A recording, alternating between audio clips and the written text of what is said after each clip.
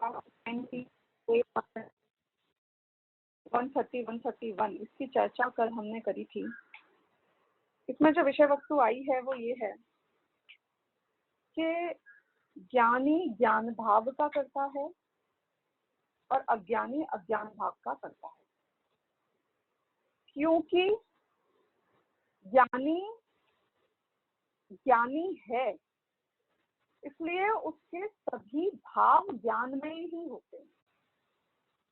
यानी कि ज्ञानी विषय भोगों को भोगे, ज्ञानी कषाय में हो, ज्ञानी संसारिक कार्य करता हुआ नजर आए, और कदाचित कभी ऐसा हो सकता है कि मिथ्या दृष्टि और अज्ञानियों की अपेक्षा इसकी देखने में आपकी भोग की और कषाय की प्रवृत्ति अधिक भी लगे।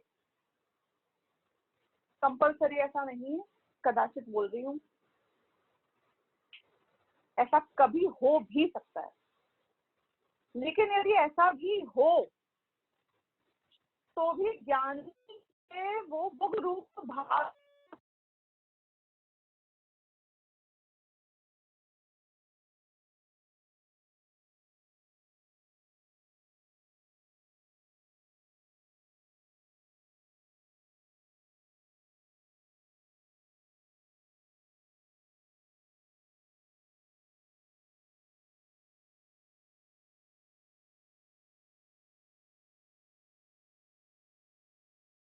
की देह मात्र जान लेता है।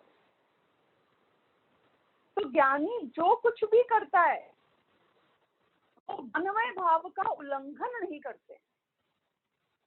क्यों? क्योंकि उपादान जैसा ही कार्य होता है, जैसा कारण होता है वैसा कार्य होता है।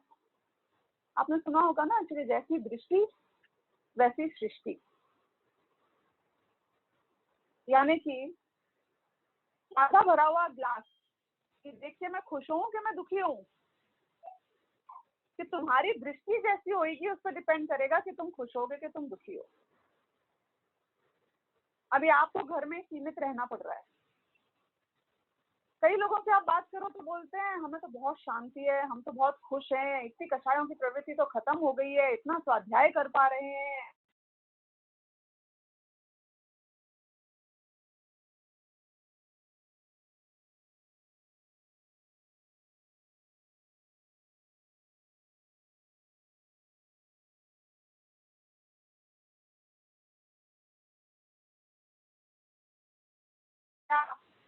और दूसरी बीमारियों से कितने लोग मरे जा रहे हैं, उसकी अपेक्षा तुमको यही बीमारी दिखाई देती है। मरने तो जितने लोग मरते हो कोई बात नहीं, बाकी के लोगों को भूखे तो मत मरने दो। मतलब हर आदमी चूज कर लेता है कि उसको उस सिचुएशन में क्या देखना है, क्योंकि जैसी हमारी दृष्टि होती है वैसी ही सृष्टि हो जाती है, वैसी सारी दुनिया हो जाती है। तो ज्ञानी की दृष्टि पर द्रव्य में सुख बुद्धि की नहीं है, और अज्ञानी की दृष्टि पर द्रव्य में सुख बुद्धि की है। एक आदमी ने उपवास रखा और एक आदमी भरपेट खाना खा रहा है। बताओ किसके कर्म बंध रहे हैं और किसके कर्म नहीं बंध रहे हैं?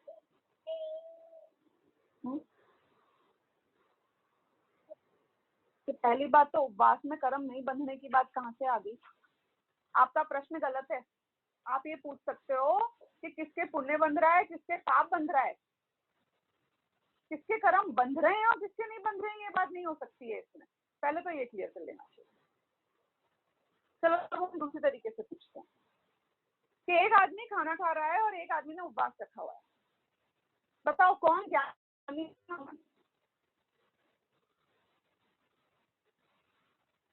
क्वेश्चन क्लियर हुआ आशीष?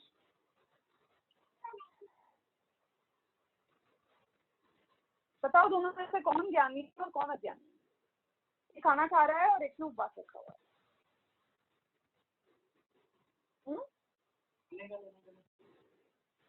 कि आप वो खा रहा है कि वो उपवास कर रहा है, ये देख के मेक आउट कर ही नहीं सकते हो कि ज्ञानी कौन है और अज्ञानी कौन है। अच्छा, एक राजा 6 खंड पर जीतने के लिए निकला हुआ है और दूसरे मुनिराज की तरह एक दूसरा जीव बैठा हुआ है जंगल। बताओ कौन ज्ञानी है कौन अज्ञानी? कि जिन चीजों से आप ज्ञान और अज्ञान ढूंढने की कोशिश कर रहे हो उन चीजों का डायरेक्ट रिलेशन ज्ञान और अज्ञान होने से है ही नहीं। तुम्हारी दृष्टि ही गलत है कि एक आदमी 66,000 वर्ष तक मंदिर नहीं गया, भगवान के दर्शन नहीं किए, और एक आदमी खाना नहीं खाता है। दर्शन नहीं हो तो खाना नहीं खाता है। बोलो कौन ज्ञानी और कौन अज्ञानी? कि आप जिस क्राइटेरिया से जो नापने की कोशिश कर रहे हो उस क्राइटेरिया से वो नापा ही नहीं जा सकता है। क्राइटेरिया ही रॉन्ग है। क्राइटेरिया को फुलफिल करने में लगा देते हैं। हमें पता चलता है समय सार पढ़ने के बाद कि हमारे तो सारे क्राइटेरिया ही गलत थे हर चीज के। क्यों? क्योंकि उस अज्ञानी ने अगर उपवास रखा तो जब खाना खाता था तब भी खाने का ध्यान रखता था, खाने का ही ध्यान करता था, अब क्या बनाऊं, कैसे बनाऊं, ये टेस्टी है, ये टेस्टी नहीं है, ये कैसे ज्यादा स्वादिष्ट बनेगा, क्या ज्यादा स्वादिष्ट होएगा। खाना खाने के काल में भी उसके खाने का ध्यान बरतता था, और खाना खाने के काल में खाने में उसे सुख बुद्धि थी। उस आदमी ने, उस अज्ञानी ने जब उपवास रखा तो उपवास के काल में भी पता है उसने क्या किया? मैं खाना नहीं खा रहा हूँ, आज मैंने खाना नहीं खाया है, हर आदमी को बताता फिर रहा है आज मैं खाना नहीं खाऊंगा।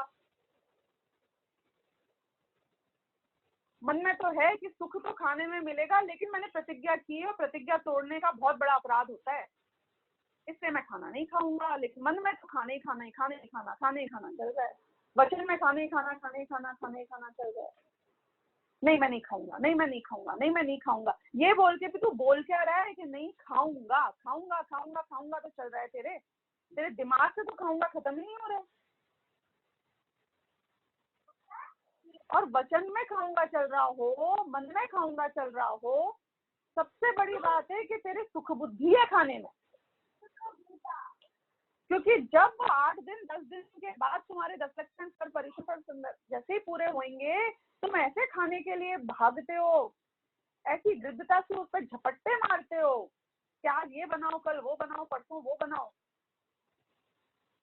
कि सुख बुद्धि नहीं थी तो क्यों मरे जा रहा है? त्यागा था तो थोड़ा एक्सटेंशन कर लेता।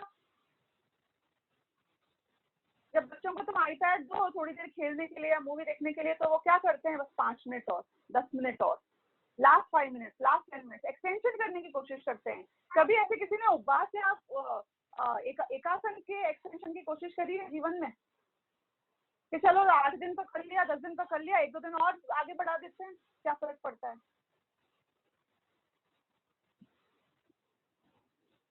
कि नहीं? क्योंकि सुख बुद्धि है भाई तेरी, उसमें सुख बुद्धि बैठी हुई है। और जिस जीव के सुख बुद्धि है वो जीव के ऐसा हो कैसे सकता है कि वो ज्ञानी हो जाए? बताओ। वो खाना छोड़कर भी सुख बुद्धि पूर्वक छोड़ता है, इसलिए वो अज्ञानी रहता है। इसलिए छोड़कर भी वो उसके बंधन में पड़ा हुआ है। प्रॉब्लम है बंधन की। खाना छोड़ के उसका बंधन छूटना था, तूने उसको छोड़ के भी उसका बंधन तो तेरा कंटिन्यू हो गया है, क्योंकि तो उससे ही बंधा हुआ है। तो फिर ऐसा छोड़ के फायदा ही क्या हुआ? और ज्ञानी के केस में कि ये तो खूब बढ़िया दिन में 4 बार बैठ के सारे क्या 56 भोग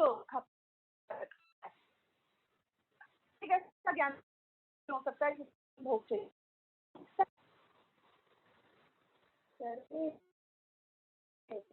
क्रिया रही है कि वो 56 भोग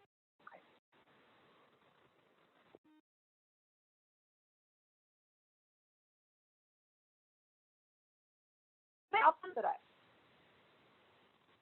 और कदाचित ध्यान में भी भोजन वर्त रहा हो तो तुम्हें क्या पता कि उसकी सुख बुद्धि उसमें है कि नहीं।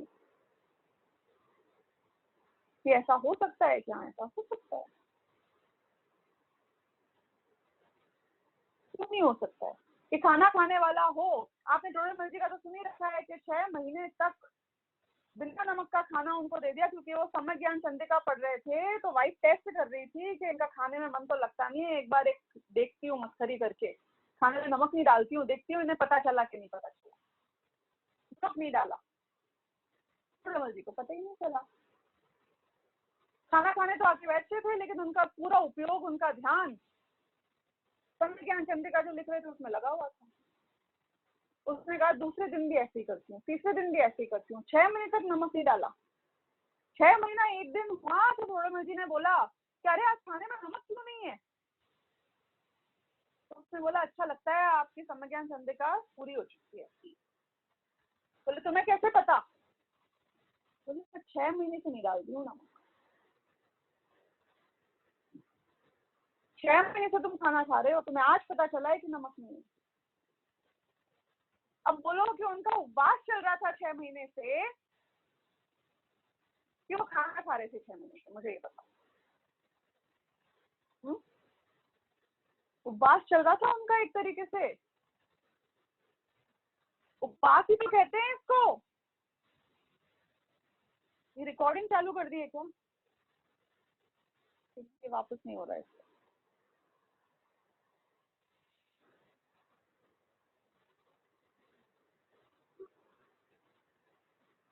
ऐसा ना खाओ कि तुम्हें पता ना चले ना खाया कि नहीं खाया। ये है असल में उपवास। कि ऐसे जीव जिनका समय बर्बाद होता हुआ लगता है उन्हें खाना खाने में, खाना खाने की क्रिया में, वो ये प्रेफर करते हैं कि एक काम करते हैं, टाइम वेस्ट हो जाएगा बहुत सारा, ये खाना खाने की क्रिया भी छोड़ देते हैं हम। ऐसे जीवों के असली में उपवास होता है। जब सिर्फ खाना नहीं छोड़ा, खाने का ध्यान नहीं छोड़ा, खाने की रुचि छूट जाती है, उसमें सुख बुद्धि, उसमें उपादेयता छूट जाती है। नहीं है ऐसे व्यक्ति, ऐसे ज्ञानी के लिए कि अब वो क्या कर रहा है, कि वो जो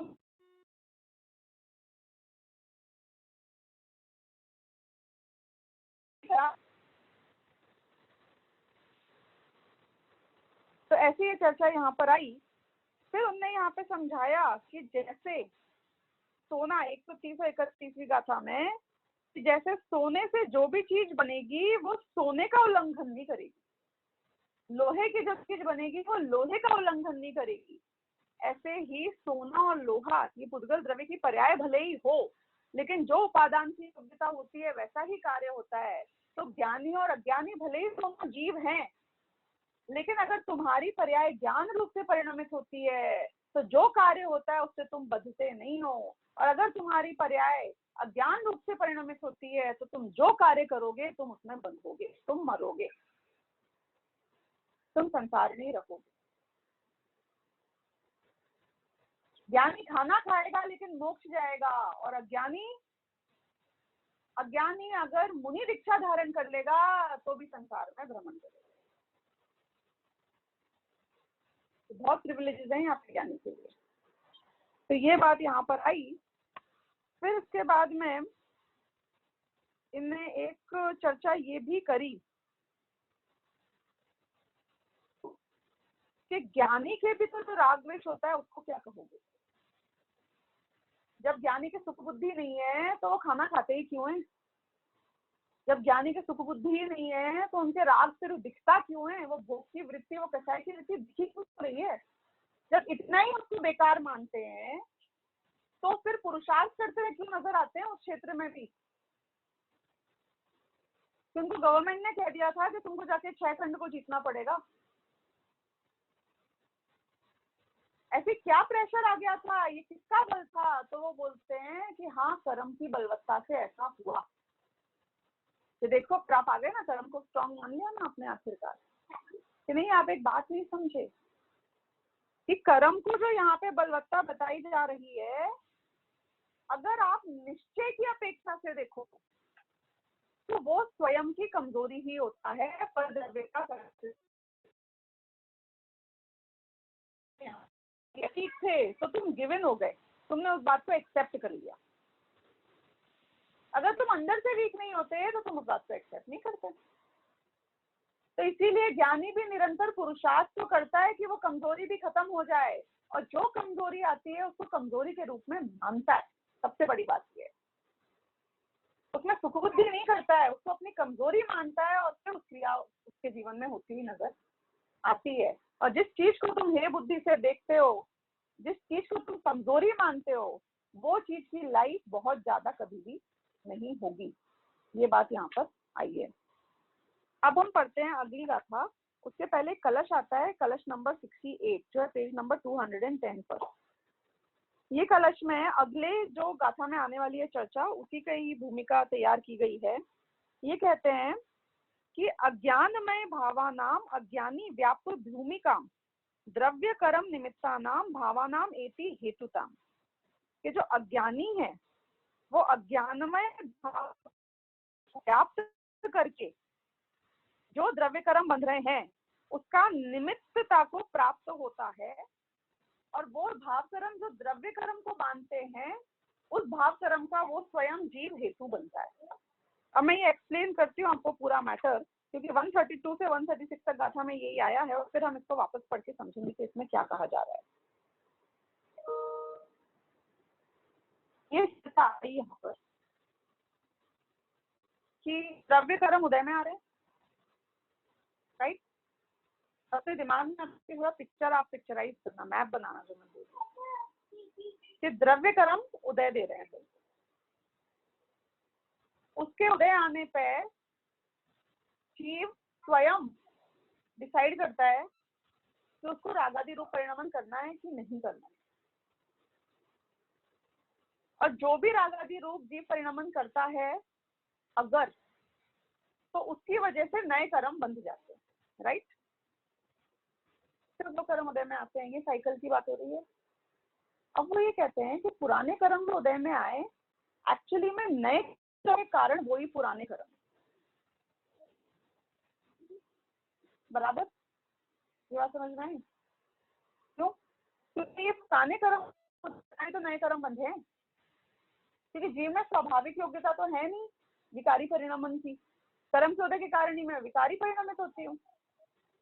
तो जो कर्म का उदय आया वही नए कर्म बंध का कारण है। उद्गल नए बंध का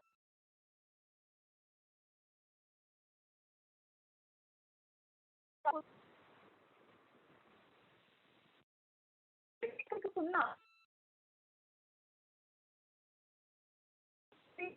में हो रही है। एक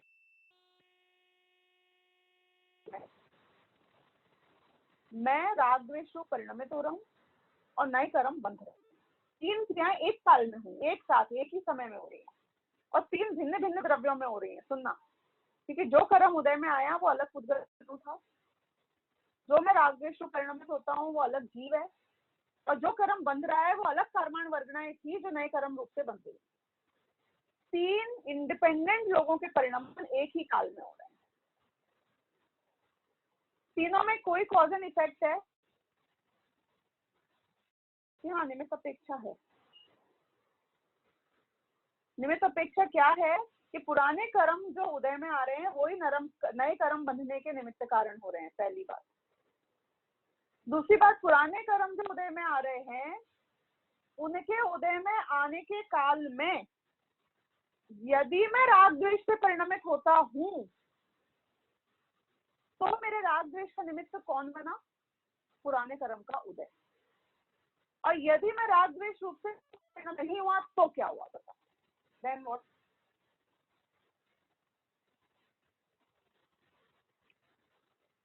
तो पुराने कर्म नए कर्म का निमित्त नहीं बनेगा। चेस खेला है सब लोगों ने यहाँ पे तो सुन रहे हैं? चेस में कैसे प्लानिंग होती है पता है आपको? कोई व्यक्ति पहली बात तो वर्तमान पर्याय को देख के डिसीजन नहीं लेता है कि मुझे कौन सी चाल चलनी। हम कैसे प्लानिंग करते हैं चेस के गेम में? चेस के गेम में सबसे पहले आदमी क्या करता है कि वो देखता है कि करंट सिचुएशन क्या है। फिर वो ऐसे सोचता है कि यदि मैंने ये चला तो सामने वाला क्या चलेगा, और यदि सामने वो सोचता है कि मैंने अगर समझो इसके वजीर के बाजू में अपना ये घोड़ा रखा तो ये अपने वजीर को बचाएगा, ये मैं अज्यूम करता हूँ। और यदि वो वजीर को बचाने के लिए चाल चलता है तो फिर मैं सोच के रखता हूँ कि फिर मैं पता है क्या करूंगा, मैं यहाँ से लाके ये अपने वजीर को यहाँ बचाएगा, फिर यहाँ अपने ऊँट से उसके वजीर को जाके मारूंगा। अब मुझे बताओ कि मेरा ये घोड़े से वजीर को थ्रेट देना ऊंट से वजीर को मारने का कारण है कि नहीं? कि हो सकता है एक कंडीशन से। क्या कंडीशन से? कि जो मैंने सोचा है कि वो चलेगा, यदि वो चलेगा तो मेरी ये पर्टिकुलर आज की चाल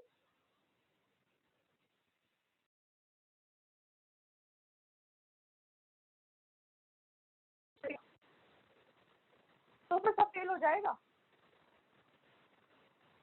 देखो हम एक सीरीज देख रहे हैं मनी हाइस्ट, उसमें क्या दिखा रहे हैं कि एक प्रोफेसर है, उसने पूरी प्लानिंग कर रखी है कि जो नोट छापने वाली एक मशीन होती है वो जहाँ पे लगी हुई है जिस फैक्ट्री में, उस फैक्ट्री को मुझे नोट छाप कर बहुत सारी चोरी करके ले जाना, ये उसकी प्लानिंग है।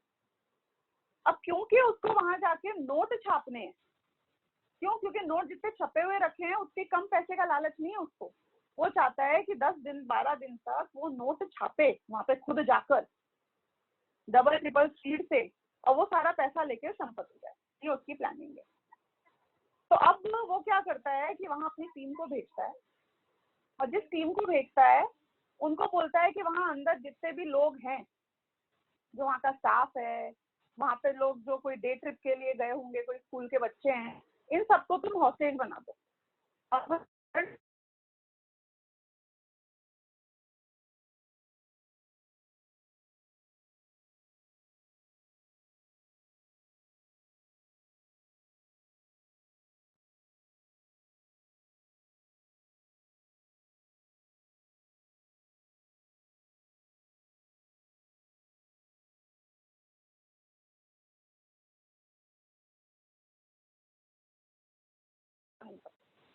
प्लानिंग समझ में आ गई आपको इसकी?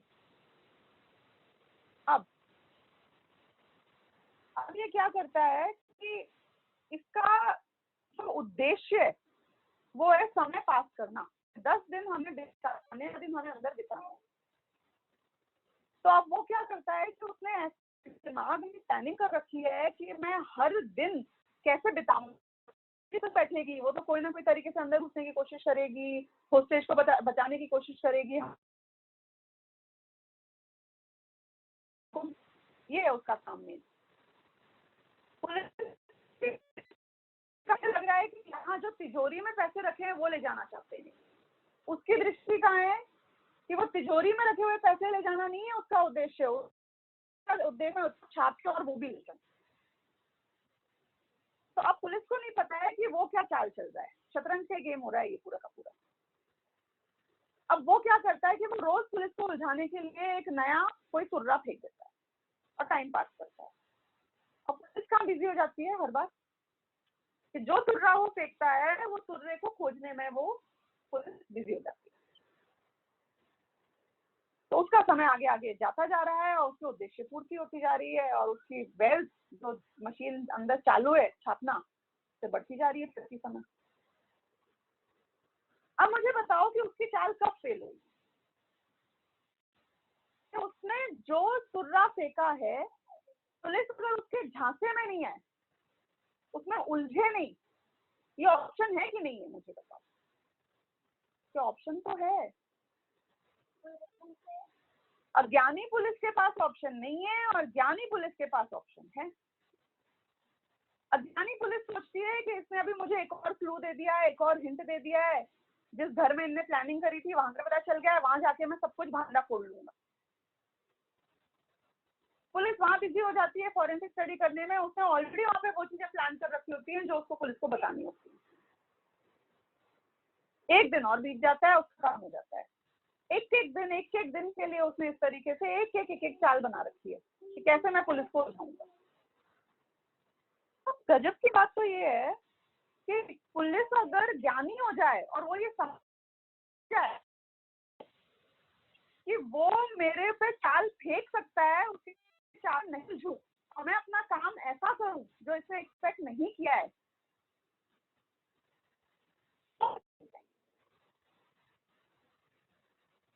ये सेम सिचुएशन चल रही है। कौन सी सिचुएशन चल रही है कि यहाँ पे पुलिस है मेरा आत्मा और चोर है कर्म। ये कर्म क्या कर रहा है कि वो एक हर बार नई चाल फेंकता है। कैसे नई चाल फेंकता है कि कोई ना कोई ऐसे संयोग उत्पन्न करेगा तुम्हारे आसपास में कि तुम्हारा उपयोग उसी में उलझ के रह जाएगा। और तुम्हारा उपयोग अगर उसमें उलझ गया तो तुम अपने आप को उससे भिन्न जाने का काम नहीं कर पाओगे, इसलिए तुम मुक्त नहीं हो पाओगे। इसलिए तुम कर्म में बनते ही रहोगे, बनते ही रहोगे, बनते ही रहोगे। तुमने जैसे ही रिएक्ट किया तो तुम उसके इशारे पे चलना शुरू हो गए, और तुमने रिएक्शन छोड़ दिया तो तुम्हारा काम हो गया। तो हमें क्या करना था यहाँ पे कि कर्म जब उदय में आ रहे थे वो नए कर्म के बंधने का कारण तब बन रहे थे कि जब मैं रागद्वेष रूप खुद परिणमित अपनी कमजोरी से हो रहा था। तो मैं रागद्वेष रूप परिणमित नहीं हुआ तो नया कर्म भी नहीं बंधा। अब सुनना, एकदम सिंप्लीफाई हो जाएगा, सारा सब्जेक्ट चल जाएगा। अज्ञानी कर्म के उदय में रागद्वेष रूप परिणमित होता है, इसलिए अज्ञानी बनता है, नए कर्म बंधन का कारण भी बनता है और खुद भी बनता है। जो कितनी सिंपल हो गई बात। और ज्ञानी कि ज्ञानी कर्म का उदय आता है, उसमें जान लेता है कि ये कर्म का उदय है। अगर ये पुलिस को पता चल जाए कि ये सामने वाले की चाल है, या ये शतरंज खेलने वाले को पता चल जाए कि ये चाहता है कि मैं अपने वजीर को इधर लाऊं, ये इसकी चाल है ताकि ये ऊंट से मुझे मार दे, जैसे ही तुम्हें पता चलेगा कि ये तो चाल है, वही प्रॉब्लम सॉल्व हो जाएगी। क्यों? अब तुम उसके ज्ञाता बन गए कि उसने तुम्हें क्लू दिया कि जा वहां जा, वो घर देख के आ। वो बोलेगा नहीं, मैं टाइम वेस्ट नहीं करता हूँ, तो आगे का काम कर, मैं नहीं जाऊंगा। वो जितनी बार उलझाएगी उलझे ही नहीं। ऐसा हो सकता है कि नहीं हो सकता है? हाँ बिल्कुल हो सकता है। तो ज्ञानी जान लेता है, ज्ञानी जान लेता है कि ये जो कर रहा है मैं बाध्य नहीं हूं इस पर रिएक्ट करने के। वो क्योंकि उस कर्म के उदय को जान लेता है, इसलिए वो नए कर्म से नहीं बनता है, ना उसे राग। इतना सिंपल सा सोल्यूशन। तो ये प्रैक्टिकली कैसे होता होगा? क्या आपको पता है ज्ञानी और अज्ञानी में फर्क क्या है? आपको इतनी ज्ञानी की हमने तारीफ करी, अभी और आगे जा जाके जितने जितने अधिकार आएंगे, ज्ञानी की ऐसी तारीफ आएगी कि आप सोचोगे कि भैया ये ज्ञानी हुआ कि क्या हुआ। ऐसी ऐसी महिमा बताई जाएगी तो आप बोलोगे कि तो मुझे ज्ञानी बनना है, मैं क्या करूं? तो जान ले, राग हो रहा है इसको जान ले, राग को परद्रव्य की तरह जान ले। जैसे तू पहाड़ को जानता है, जैसे तू ऊंट को जानता है, जैसे तू चद्दर को जानता है, जैसे तू तकिए को जानता है, जैसे तू टेबल को जानता है, जैसे तू लैपटॉप को जानता है, ऐसे राग को जान ले। देखो मैं आपको बताऊं जानने और राग में कैसे फर्क पड़ता है। कि एक आदमी को ये खबर मिली कि एक दादाजी मर गए, बताओ वो रोएगा कि नहीं रोएगा? कि हमें तो रोज ही खबर मिलती है कोई ना कोई दादाजी के मरने। और एक आदमी को ये पता चला कि तुम्हारे दादाजी नहीं रहे, तो उसी क्षण उसकी आंखों से आंसुओं की धारा बहती है और उसको संभालना मुश्किल हो जाता है। तो क्योंकि जहां जान रहा था कि दादाजी मरे वहां कोई बंधन नहीं था, लेकिन जहां उसने जाना कि मेरे दादाजी मरे वहां राग था, राग था तो बंधन था, बंधन था तो रोया, दुखी हुआ, इम्पैक्टेड हुआ। जो उसको ये रूप से जान लेता है उसी चीज को, वो ज्ञाता बन जाता है, और जो उसी चीज में एक रूप हो जाता है वो उसको भोगने लग जाता है। एक 14-15 साल के लड़के को यदि एक 40-50 साल की वुमन देखती है तो उसे वो बच्चा नजर आता है, और उसे 12-13 साल की लड़की देखती है तो तो वो उससे अट्रैक्ट हो जाती है। गे तो गे था ना, गे में क्या फर्क पड़ा था कि जिसके राग हुआ वो बंध गया, जिसके राग नहीं हुआ वो नहीं बंधा।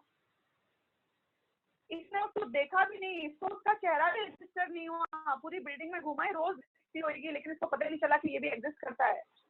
तो वो लड़की को उसकी नजरें नहीं पता है, 12 साल 13 साल की लड़की को, कि ये देखता कब है, किसको है, क्या बोला, क्या रिएक्ट किया, कब आया, नहीं आया, क्या पहना था, क्यों किया था, एक एक चीज, एक एक चीज। कमजोरी से सीधे पकड़ जाते हो, तुम्हें कोई कमजोरी नहीं है और तुम पूरे काबिल हो, तो कोई आ जाए कोई चला जाए तुम्हें कोई फर्क नहीं पड़ता है। तो ऐसा ये ज्ञान का अलौकिक स्वरूप है कि जैसे ये ज्ञान होगा तो ये सारे संसार के बंधन टूट जाएंगे, छूट जाएंगे, तुम मुक्त हो जाओगे। चिंता मत करना, मोक्ष जाने की जरूरत नहीं है, सिद्ध बनने की जरूरत नहीं है, उसके पहले यही मुक्त हो जाओगे, यहाँ संसार में रहते हुए ही मुक्त हो जाओगे। लेकिन अगर तुम इन सब में कर्तृत्व करते रहोगे, भोक्तृत्व करते रहोगे, इन्हीं रूप अपने आप को करते रहोगे, तो पल पल इनके साथ जियोगे और मरोगे, तुमको कोई बचा सकता नहीं। तो ये चर्चा यहाँ पर आई है। अब ये क्या करेंगे, 132 और 136वीं गाथा में, जो ये 5 गाथाओं का समूह है, इसमें पहले क्रम के उदय से क्या होता है ये बताएंगे, और फिर ये बताएंगे कि जो उसके उदय में होता है वो तुम्हारे ऊपर चॉइस है कि तुम करो कि नहीं करो।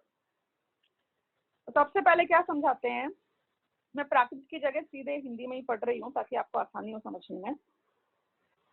पेज नंबर 213, इसमें नीचे की तरफ जो पैराग्राफ, जीवों के जो अतत्व की उपलब्धि है, तत्व संबंधी अज्ञान है, वह अज्ञान का उदय है। अज्ञान का उदय पता है किसे कहते हैं? अज्ञान एक कर्म का नाम है,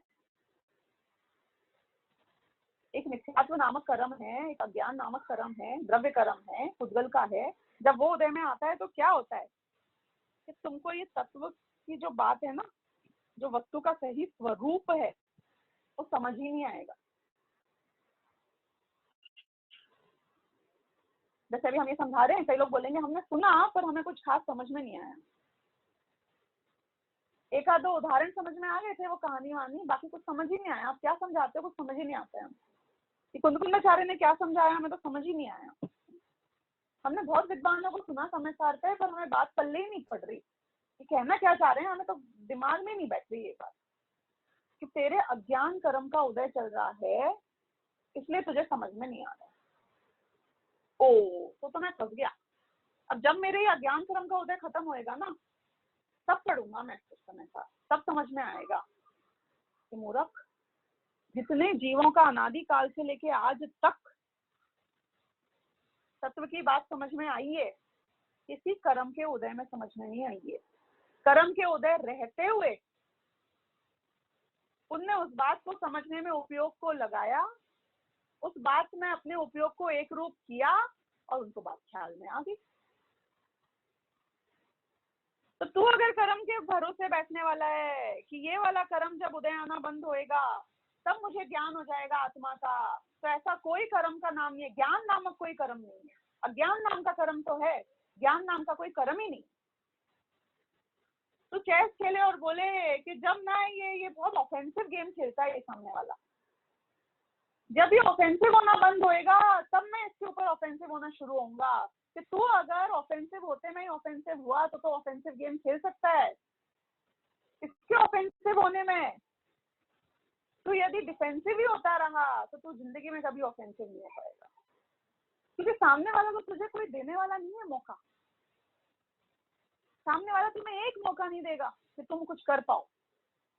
उसी के बीच में जो तुमको करना है वो करना है। कर्म का उदय कभी ऐसा नहीं होएगा कि तुम्हें ऐसी शांति मिल जाए कि मेरे तो सारे काम में अभी आत्म कल्याण आज ही कर लो।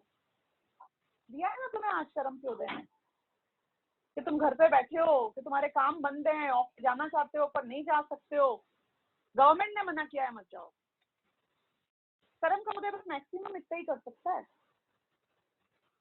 दिया ना कर्म के उदय ने, तुम्हारा इंटरनेट भी खराब हो गया, लो तुम्हारे टीवी का सेट टॉप बॉक्स भी नहीं चल रहा है। दिया ना कर्म के उदय ने, तुमको कितना वक्त दिया है, तुम्हारे घर में शास्त्र पड़े हुए हैं, तुम हो, बाकी सारी बाहर की दुनिया से कनेक्शन बंद है, कर लो जो करना है। कर्म का उदय नहीं, इसके अलावा वो ज्ञान भी करा दे तो भैया तुम्हारे मुंह में डाल दे, उसके बाद गुटक भी वही दे, कर्म ही गुटका दे तुमको, तुम क्या करोगे? तुम सिर्फ कर्म का इंतजार करोगे कि ज्ञान नाम का कोई कर्म ही नहीं है। समझ नहीं आ रही तुमको बात? ज्ञान गुण आत्मा में जरूर है, कर्म में कोई ऐसा ऐसा ज्ञान नाम के कर्म नहीं है कि वो उदय में आएगा तो तुमको तत्व ज्ञान हो जाए, तुमको वस्तु स्वरूप समझ में आ जाए, तुमको आत्मा की उपलब्धि हो जाए। तो अज्ञान नामक कर्म का उदय होगा तो तुमको तत्व समझ में नहीं आएगा। तो कंटिन्यूअसली अनादिकाल से अनंत काल तक तुम्हारा अज्ञान नाम का कर्म तुमको उदय देने वाला है कि तुम्हें तत्व समझ में नहीं आए, और उसकी वजह से क्या होएगा कि तुम बनते रहोगे बनते रहोगे बनते रहोगे। तो अब मैं क्या करूं कि कर्म से कौन लड़ेगा, कैसे लड़ेगा? भगवान के पास जाता हूँ, बोलता हूँ हे भगवान तुमने अपने कर्म खत्म कर दिए, मेरे कर्म भी खत्म कर दो। भगवान तो एक्सपीरियंस योद्धा है ना, कर्म को एक बार एक्सपीरियंस है, सारे घाती कर्मों को एक बार खत्म कर चुके हैं। दे दो तुम भगवान को कोई रिश्वत, कुछ पेमेंट कर दो उनको, आउटसोर्स कर दो अपने कर्म को खत्म करने के लिए भी उनको जॉब, कि हमारे संसारी जीवों के कर्म भी आप ही खत्म करा जाओ, हमें भी मुक्ति में ले जाओ अपने साथ में। पता है ना कि हमारी ये सब दिमाग में एक्सक्यूजेज हैं, ये कपोल कल्पनाएं हैं, ऐसा कुछ होने वाला नहीं है। तो कौन तेरे कर्म खत्म करेगा? कर्म से देखो प्रॉब्लम नहीं होनी चाहिए, क्यों? क्योंकि वो कर्म उदय में आए,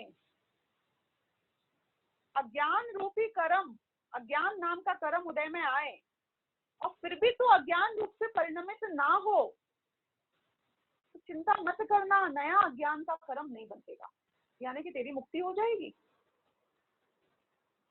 मजा आया कि नहीं आया ये सुन के बताओ?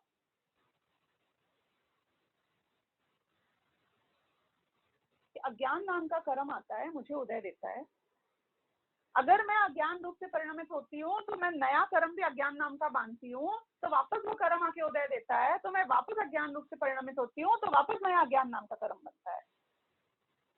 कि ये साइकिल टूटेगी कहाँ से? कोई रास्ता है इसमें घुसने का, इस चक्रव्यूह में कि हाँ घुसने का है? क्यों? क्योंकि हर बार वो मुझ पर डिपेंडेंट है, क्योंकि चेस में एक बार में एक ही चाल आती है, दूसरी चाल हमेशा सामने वाले को मिलती है। चेस में यदि मुझे कोई 4 चांस दे देना कंटिन्यूअसली, मैं कभी भी आपको चेक और मेट कर दूं, गेम स्टार्ट होते ही कर दूं, 4 चाल दे दो मुझे लगातार, मुझे ही नहीं आपको भी मिल जाएगी तो आप चेकमेट कर दोगे। पर 4 चाल कभी चेस में एक खिलाड़ी को लगातार मिलती है? ऐसा होता ही नहीं है। तुम्हें एक चाल मिलेगी, फिर दूसरी चाल सामने वाले के पाले में आएगी, और सामने वाले के पाले ने तुम्हारे अनुसार काम किया तो तुम्हारे पास दूसरी जो चाल आई है वो भी तुम्हारी कहलाई, और उसने वहां से डिविएट कर दिया तो बस अब तुम्हारे प्लान सारे धराशायी हो जाएंगे। अब तुम वो नहीं कर सकते हो जो तुमने बड़े बड़े कासल्स बना लिए थे ना दिमाग में, मैं ये कर लूंगा, फिर मैं वो कर लूंगा, मैं वो कर लूंगा। वो तो कुछ करेगा ही नहीं सामने वाला, वो तो बैठे बैठे तुम्हें देखता रहेगा। तो कर्म के केस में कर्म ने भी ऐसा बहुत बड़ा संसार रचने की सोची कि मैं उदय में आऊंगा, ये सारे संसारी जीवों को ऐसा नचाऊंगा, वो बार बार मुझे बांधेंगे और मैं इनको कंट्रोल करता रहूंगा। लेकिन वो कर्म जब भी उदय में आता है तो अगली चाल तुम्हारी होती है। वो कौन सी चाल होती है? कि वो होती है कि मैं तब राग द्वेष रूप से परिणमित हूं कि नहीं हूं, अज्ञान रूप से परिणमित हूं कि नहीं हूं। मैं अज्ञान रूप से परिणमित नहीं हुआ तो नया कर्म अब नहीं बंधेगा, उसकी सारी चाल खत्म हो, पूरा धराशायी हो जाएगा। तो ये समझाते हैं कि जीवों के अतत्व की उपलब्धि है, तत्व संबंधी अज्ञान है, वो अज्ञान का उदय है, अज्ञान कर्म का उदय है, इसलिए तुम्हें अज्ञान हो रहा है, तुम्हें बातें ही समझ में नहीं आ रही है, समय सारी समझ में नहीं आ रहा है, आत्मा का स्वरूप ही समझ में नहीं आ रहा है, कर्म का उदय है तुम्हारे, अज्ञान कर्म का उदय। तो फिर भी तुम समझो, तुम उपयोग लगाओ, तुम ठान लो कि मैं समझ के रहूंगा, तो क्या होगा कि अज्ञान का उदय खत्म हो जाएगा। जिस क्षण तुझ में ज्ञान होगा, उल्टा चलता है उसके बाद, कि जैसे ही मुझ में ज्ञान हुआ तो अज्ञान का उदय हार जाता है। जैसे ही मुझ में ज्ञान हुआ तो नया अज्ञान का बंध खत्म हो जाता है। इसलिए कहते हैं कि ज्ञानी अब कभी भी नहीं बंधेगा, क्योंकि वो अज्ञान से नहीं बंधता है, और अज्ञान ही सबकी जड़ है। अब देखना, दूसरा, जो तत्व का अश्रद्धान है वह मिथ्यात्व का उदय है। वाह, क्या बात बोली कि जब ये मिथ्यात्व का उदय होता है ना, दर्शन मोहनीय कर्म का उदय होता है, मिथ्यात्व दर्शन मोहनीय कर्म का उदय होता है, तो तुमको ना ये बात मैं कितने ही समझा दूंगा और तुम समझ भी जाओगे ना, पढ़ भी लोगे, उपयोग भी लगा लिया, तो भी तुम्हारी मान्यता इस बात को स्वीकार नहीं करेगी, श्रद्धा नहीं आएगी इस बात की। कोई ना कोई तुम कोने निकालोगे, बगलें झांकोगे, कोई ना कोई उसमें ऐब देखोगे, प्रैक्टिकल नहीं लगती है ये बात। बैठती नहीं है, सुन लेता हूँ, समझ लेता हूँ, दिमाग बहुत है मुझ में, बेवकूफ नहीं हूँ, सारी दुनिया को जीत के आ गया हूँ, मुझे बेवकूफ मत समझना। 11 अंग 9 पूर्व का ज्ञानी हूँ मैं। होते हैं ना 11 अंग 9 पूर्व के ज्ञानी, दुनिया की सारी बातें जानते हैं एक आत्मानुभूति के अलावा। इतने बेवकूफ होता तो 11 अंग 9 पूर्व का ज्ञान कर पाता कि नहीं? आप बिल्कुल बेवकूफ नहीं है, हम मानते हैं इस बात को। लेकिन तुम्हारे मिथ्यात्व का उदय होएगा तो तुम्हारी इस बात पे श्रद्धान नहीं बैठेगा, इस बात को तुम उपादेय मानोगे ही नहीं, सही मानोगे ही नहीं, ये शुद्ध आत्मा ही मैं हूँ, ये मान्यता पक्की होगी ही नहीं। अब क्या करें बोलो? ये मिथ्यात्व कर्म को हटाओ, फिर बोलो कितने उपवास रखने हैं, बोलो कितनी बार मंदिर जाना है, कितनी तीर्थ यात्रा करनी है, तुम्हारा समय सार बोलो कितनी बार पढ़ना है। चलो का पाठ शुरू करता हूँ मैं, रोज शुरू से अंत तक रोज पाठ करूंगा, गारंटी दे देना मिथ्यात्व मोहनीय कर्म का उदय इससे खत्म हो जाए। श्रद्धा आ जाएगा इस बात पे, पाठ करूंगा तो नहीं, फिर वापस तुम देखो वहीं अटक जाते हो। कर्म का उदय आया मिथ्यात्व नाम का, कि श्रद्धान नहीं होगा, और तुमने श्रद्धान नहीं किया, मिथ्या रूपी रखा अपनी मान्यता को, तो फिर वापस नया मिथ्यात्व कर्म बंधेगा, वापस वो उदय में आएगा, फिर तुम्हें श्रद्धान नहीं होगा। तो ये ब्रेक कैसे होगी साइकिल, बताओ ब्रेक कैसे होगी? गजब की बात करी हमने। तुमने बोला कि जिस क्षण तुमने अपनी आत्मा में परिणाम को मग्न किया और मान लिया कि हाँ यही मैं हूं, तो उसका जो कर्म का उदय आया उसको तुमने नहीं स्वीकारा कि ये ऑप्शन था क्या? अरे भैया ये ऑप्शन नहीं होता तो आज से किसी की मुक्ति ही नहीं होती, क्योंकि सम्यक श्रद्धान नाम का कोई कर्म नहीं है कि जिसके उदय में मेरा श्रद्धान सम्यक होता है। क्यों इतनी माथाफोड़ी कर करके समझाया गया कि पुद्गल का परिणमन पुद्गल में, जीव का परिणमन जीव में, दोनों द्रव्य का एक दूसरे में कोई लेना देना नहीं है, ये समझाने के लिए कि कोई तुम्हें फोर्स नहीं कर सकता है तुम्हारी कमजोरियों के लिए, तुम्हारी कमजोरियां तुम्हारे स्वयं के कारण है। तो आत्मा के श्रद्धान को सम्यक कर दे, ऐसी किसी कोई कर्म में ऐसा गुण नहीं है, किसी भगवान में ऐसा गुण नहीं है, किसी गुरु में ऐसा गुण नहीं है, किसी शास्त्र में ऐसा गुण नहीं है कि तुम्हारे श्रद्धान को सही कर दे। कोई निमित्त में ये ताकत नहीं है, भगवान खुद चाहे तो तुम्हारे श्रद्धान को सम्यक नहीं करा सकते हैं। आउटसोर्स करा दो तुम उनको, कि अगर करा देते तो पहले मारीच को ही कर देते ना कल्याण, कि भगवान तुम्हारा श्रद्धान तुम्हारे लिए सही नहीं करा सकते हैं। तुम स्वयं उनके चलकर यदि दिव्य ध्वनि में पहुंच जाओ और वहां पे बैठे रहो 24 घंटे, तो भी वहां पहुंचने के बाद भी वो तुम्हारा श्रद्धान सही नहीं करा सकते। तो जैसे भगवान परोक्ष है तुम्हारे लिए, वैसे ही कुंदकुंदाचार्य परोक्ष है, वैसे ही समयसार परोक्ष है। जब तुम्हें श्रद्धा तुम्हारी सम्यक है तो ये शास्त्र से भी तुम्हारा काम हो जाएगा, ये वाणी सुनकर भी तुम्हारा काम हो जाएगा। क्यों? लेकिन बस एक शर्त है, एक शर्त है, क्या? कि जब तुम अपने श्रद्धान को सही करोगे, उसके लिए पुरुषार्थ करोगे, तब श्रद्धान सही होगा। कर्म से नहीं होएगा, परद्रव्य से नहीं होएगा, देवशास्त्र से नहीं होएगा, वचन से नहीं होगा, वाणी से नहीं होएगा। किससे होएगा?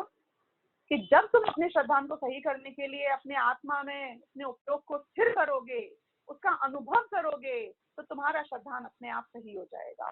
कि उस काल में मिथ्यात्व कर्म का उदय आ रहा होगा कि नहीं आ रहा होगा? कि आ रहा होगा,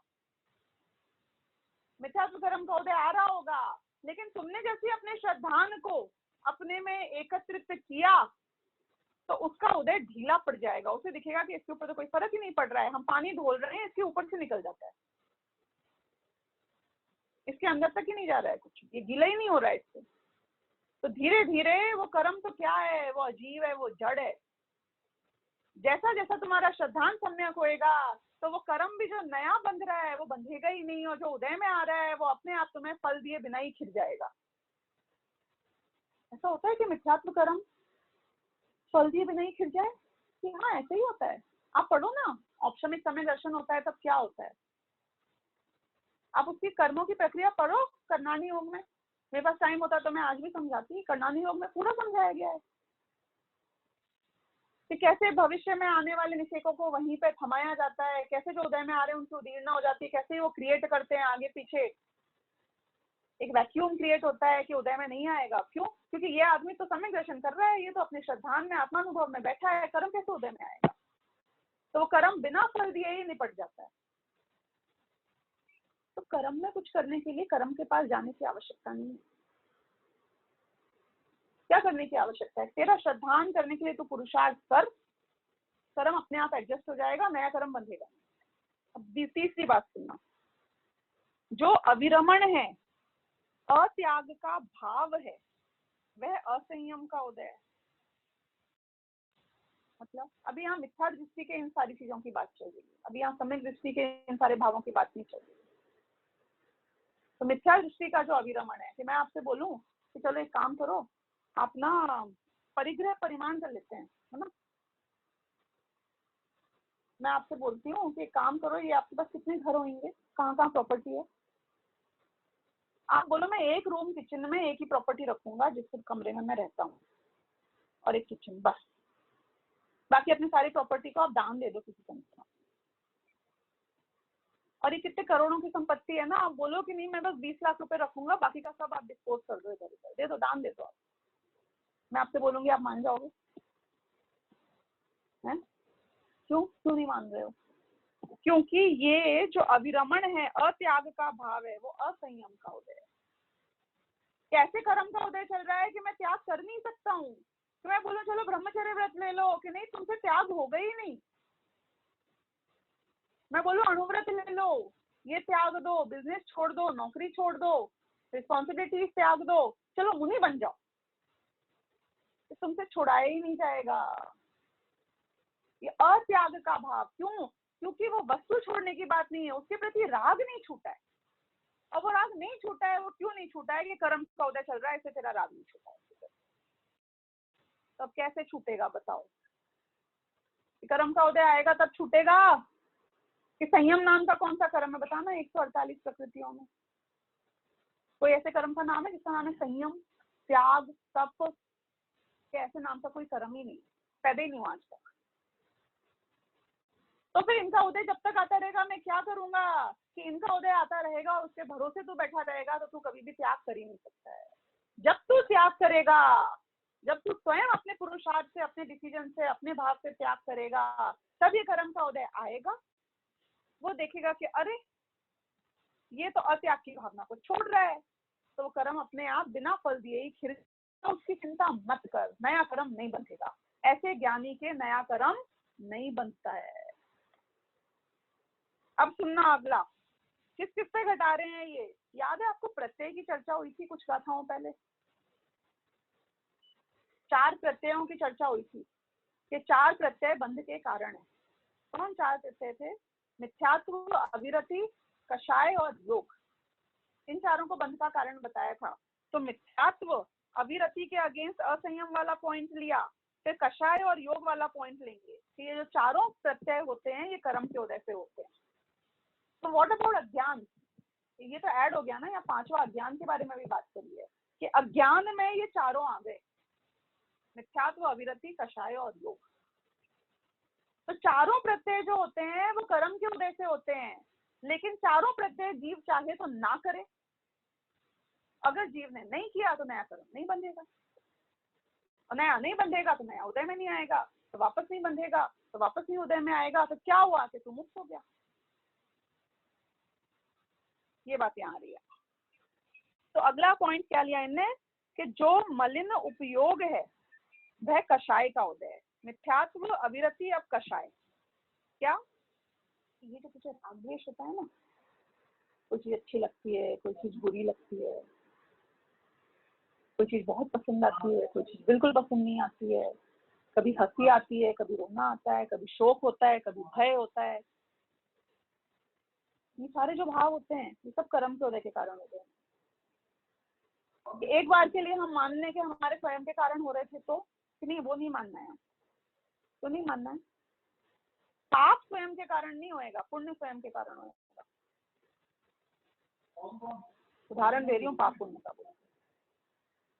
अशुद्ध परिणाम स्वयं के कारण नहीं होगा, शुद्ध परिणाम स्वयं के कारण होंगे।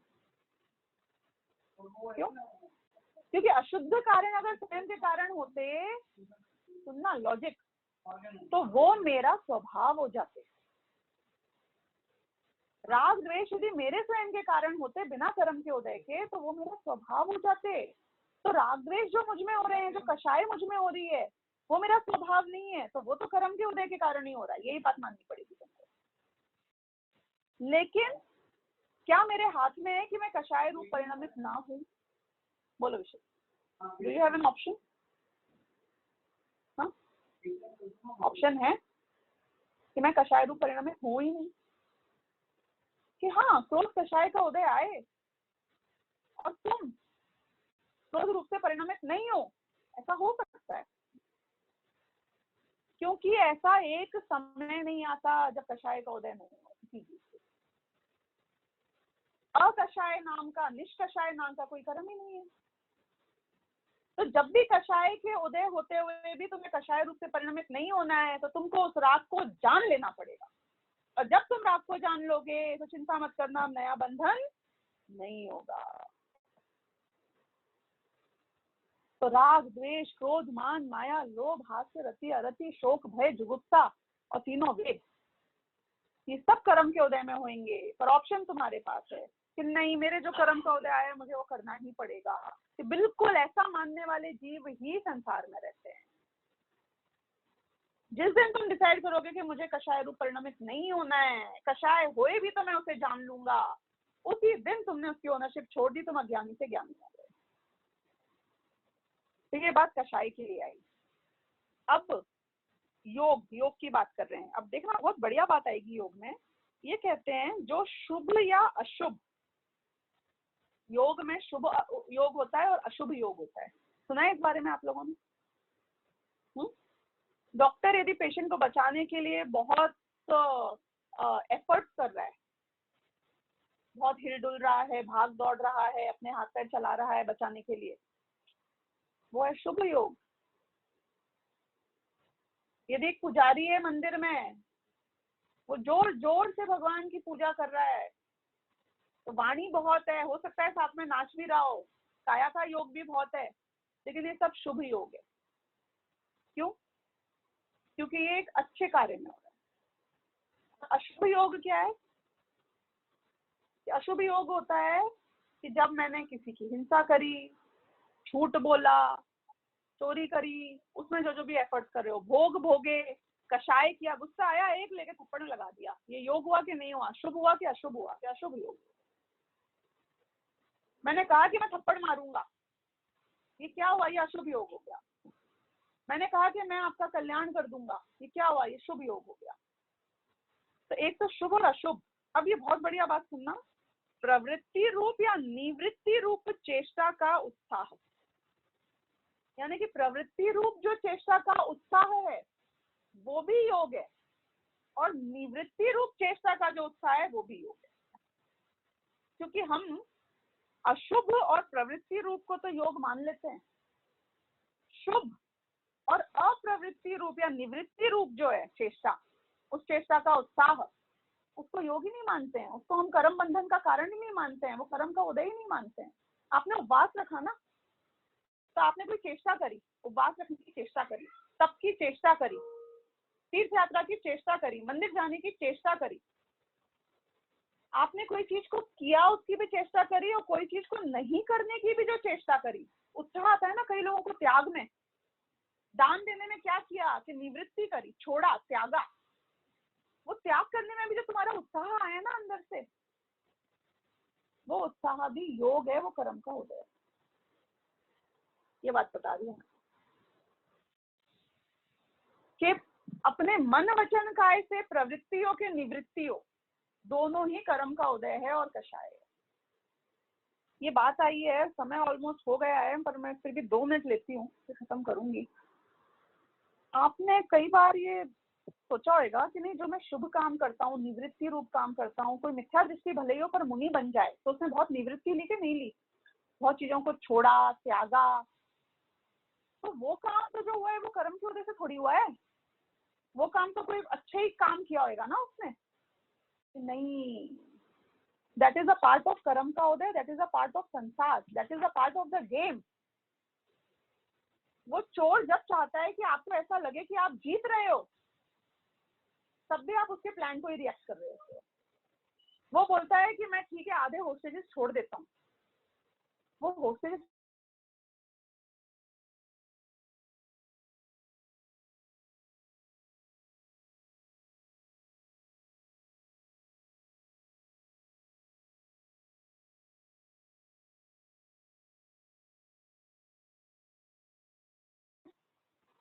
ये भी संसार का ही रूप है। क्यों? क्योंकि इतने मिथ्या दृष्टि जीवों को पंच परावर्तन अगर पूरा करना है तो एक लेवल ऑफ देवगति के ऊपर सम्यक दृष्टि जीव तो जाते हैं, मिथ्या दृष्टि तो जाते ही नहीं है, लेकिन एक लेवल के ऊपर सिर्फ संयम ही नहीं जाते। मतलब आप भरत चक्रवर्ती जैसे भी संयमी हो जाओ, और सॉरी क्षायिक सम्यक दृष्टि भी हो जाओ ना, लेकिन असंयमी हो, एक लेवल ऑफ स्वर्ग के ऊपर आप जा ही नहीं सकते, असंयमी जीव। हाँ, लेकिन अगर कोई अन्य धर्म वाला ग्रहित मिथ्या दृष्टि हो और वो मुनिराज बन जाए, वो इतना त्याग कर ले, वो उस लेवल ऑफ देवगति के ऊपर जा सकता है। रिजर्व्ड है एक सर्टेन सेक्शन देवगति के ऊपर का, जहां से संयमी जीव ही जा सकते हैं, और वो वहां पे अभव्य भी चला जाता है। कौन से संयम के साथ जाते हो तुम? जो सच्ची में संयम है? नहीं, मिथ्या दृष्टि के संयम के साथ वहां जाते हो। अभव्य जीव तो वही होएगा ना जो मिथ्या दृष्टि होएगा, और मिथ्या दृष्टि भी वहां जाएगा, नहीं तो पंच परावर्तन तुम्हारे पूरे नहीं होंगे। पंच परावर्तन पूरे करने हैं तो वहां जाना ही पड़ता है। इसका मतलब है कि ये त्याग, ये संयम, ये निवृत्ति जो संसार में तुम्हें नजर आती है, ये भी कर्म के उदय में ही हो रही है। अच्छा एक बात बताओ, तो जैनी तपस्वी होते हैं, अजैनी कोई तपस्वी नहीं होते? होते हैं ना। देखा है ऐसे ब्रह्मचारियों को जो जैनी नहीं है? हाँ देखा है। ऐसे साधु साधुओं को देखा है जो जैनी नहीं है, जिनने सब संसार की चीजों का त्याग कर दिया हो, जो जंगल में चले गए हो, बर्फ में चले गए हो, एक टाइम पे खड़े रहते हो, है ना। कितने लोगों ने निवृत्ति करी है दुनिया में, इच्छा पूर्वक भी करी हो, पुरुषार्थ पूर्वक भी करी हो, लेकिन ये सब चाहे प्रवृत्ति हो चाहे निवृत्ति हो, जो भी एक चेष्टा है, उत्साह है चेष्टा का, मन वचन का एक ही चेष्टा का, ये भी योग का उदय जानो, योग कर्म का उदय है। तो क्या है जो इसका उदय नहीं है? कि मन वचन काय की क्रिया छूट कर जब आत्मा के परिणाम आत्मा के अनुभव में ही लग जाते हैं, तब मन की क्रिया भी खत्म हो जाती है। वो है जो योग रहित अवस्था। बाकी तो सब बाहर के योग ही, कर्म का उदय ही है। अरिहंत बन जाते हो ना, उसके बाद भी ये योग चलता रहता है। तो ये कर्म का उदय है। जो बाकी काम होएगा वो इसके बिना ही होएगा। तो एक सेकेंड, अब ये जो मेन है गाथा नंबर 136 का, वो एक बार पढ़ लेती हूँ। इन उदयों के हेतुभूत होने पर, सुनना, काम की बात तो यही थी नहीं, तो 136 नंबर की गाथा में आई है। क्या कहते हैं कि इन उदयों के हेतुभूत होने पर, यानी कर्म के उदय जो आते हैं, जो निमित्त कारण बनते हैं, हेतु बनते हैं, जो कार्माण वर्गणागत पुद्गल द्रव्य ज्ञाना वर्णादि भाव रूप से 8 प्रकार परिणमता है। यानी पुराने कर्म उदय में आए तो जो नया पुद्गल कर्म रूप से बनता है, वह कार्माण वर्गणागत